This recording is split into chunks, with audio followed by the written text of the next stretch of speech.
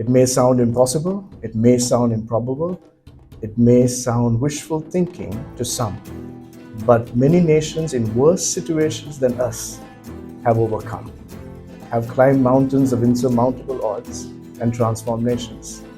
Why not us? Why not now? It requires a generation to stand up and say, we refuse to submit to the current reality. We refuse to surrender to what we have been seeing time and time again. Change can happen and will happen when the right people decide to stand together as one, have a compelling vision, and start mobilizing till that becomes a reality. Transform Sri Lanka or die trying. I am not going to die wandering. For those of us who've been privileged with opportunity, education, and certain skills, with that great power, there's also a responsibility to use our privilege to be a blessing to others. In the last 15 years, I've served in all 25 districts through Sri Lanka Unites. I've traveled the whole island at least 7, maybe 8 times now. I've spent months in Muletevu, in Kilinochi, Monaragala, Hambantota, and you see some of the poorest people in this country who would fight for their rights, for their future. When the privileged and the educated and the capable pack up and leave, how will we ensure that all Sri Lankans who deserve better, have that reality? If a generation ago, Singaporeans who looked at the poverty of Singapore said, hey, we're privileged, just pack up and leave, let these guys fend for themselves, we wouldn't be talking about Singapore. There was a generation that sacrificed temporary gain for a legacy of a nation. The same is true of Malaysia, just a generation ago. The same is true of many countries that have turned the corner. There was a generation that lived beyond the parameters of selfish ambition and started thinking of how can I create a legacy for my children, my children's children. I don't want to be a stranger and a foreigner somewhere for the rest of my life. We built something. We inherited a lot of challenges. But as a generation, when we hand over to our children, we've done something significant.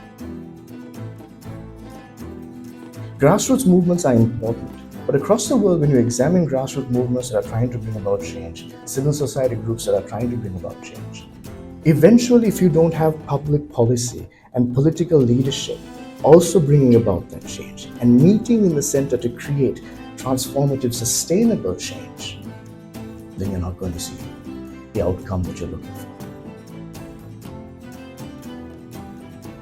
In fact, in my parents' generation, I believe some of the best and brightest, most educated and capable people said politics is dirty, we don't want to get involved. And they did their own thing in their own careers and they thrived. Some of them left the country and thrived wherever they went. But that vacuum is filled by a worst of a generation.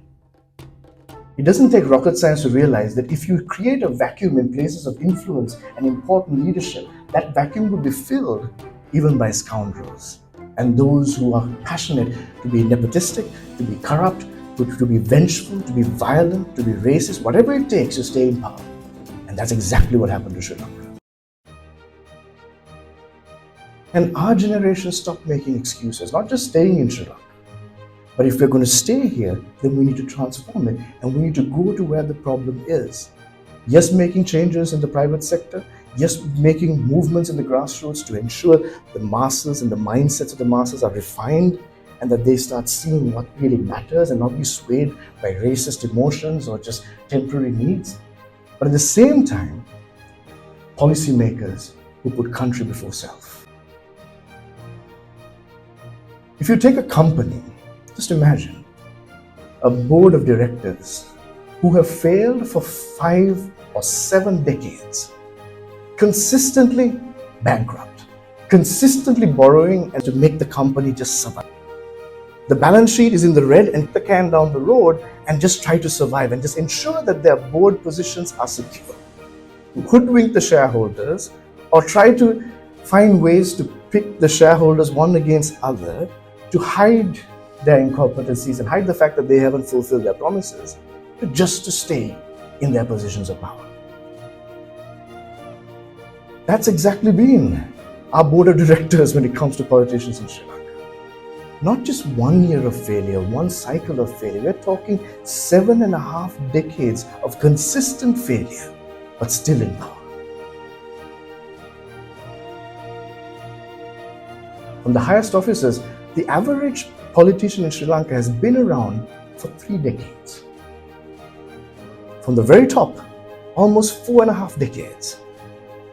To every leader in every political party has been around for 3 decades. Not a single party is an exception.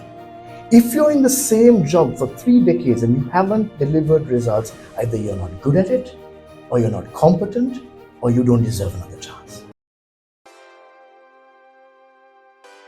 Common answer here is the known devil is better than the unknown angel.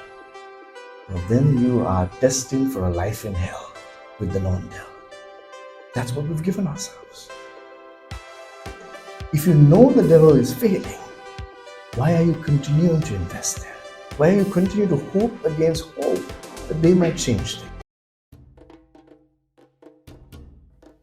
We want to be the first party in Sri Lanka that will contest from every seat in Sri Lanka, because we have Sinhalese and Tamils and Muslims and Malays and Burds. We can compete in every seat across the country. We're the first party that has 50% female representation. Other parties don't even have 5%. We're the first party that has at least 30% representation of those under 35. Other parties don't even have 7% under 35. We're the first party that makes it mandatory that every candidate declares their assets publicly. We can transform this country. We can pay off our debt. We can build an economy that's worthy of our potential. When we received independence, Sri Lanka was set to thrive. We were the second strongest economy in Asia. We were the first democracy in Asia. Today we are borrowing from Bangladesh. Today over 56,000 children are severely malnourished in Sri Lanka, and 2.9 million children are food insecure. These were numbers that belonged to countries that were far more plagued than us. Now it's our reality. And the only pride that we had with our cricket team, even that's down the gutter. We used to go toe-to-toe with Australia or India. We used to be potential champions of a World Cup. Now we are fighting to not be the last place. Not because of anything else. We've allowed incompetent, corrupt individuals to run this nation as if they own it. And I say to you, this nation is yours. Your children deserve better. Your grandchildren deserve better. So let's fight. They'll come after us. They're not going to give it easily. But Sri Lanka deserves to be fought for. Not violently, but at the polls. With new policy, with a new culture.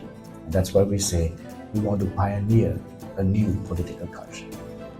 Ambitious? Yes. Is Sri Lanka worth it? Definitely. Are we going to give up? Never. Can we see transformation? We will. So let's march to that end. Thank you for listening.